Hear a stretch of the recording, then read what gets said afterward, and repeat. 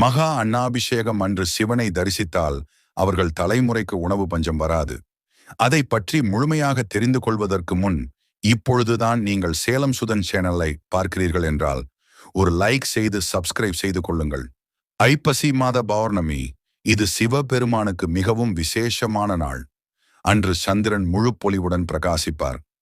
இதுவே சந்திரன் தனது சாபத்திலிருந்து விடுபட்ட நாள் என்று புராணங்கள் கூறுகின்றன. அந்த நாளில் சிவபெருமானுக்கு அன்னாபிஷேகம் செய்வது கோடி சிவலிங்கங்களை தரிசித்த பலனை தரும் என நம்பப்படுகிறது. ஏனெனில் அபிஷேகத்தில் ஒவ்வொரு அன்னத்திலும் ஒரு சிவலிங்கம் இருப்பதாக ஐதீகம் கூறுகிறது. அன்னம், இது நில தத்துவத்தை பிரதிபலிக்கிறது. அதனை சிவலிங்கத்தின் மீது சாத்துவது பிரபஞ்சத்தையே சிவனிடம் அர்ப்பணிப்பது போல.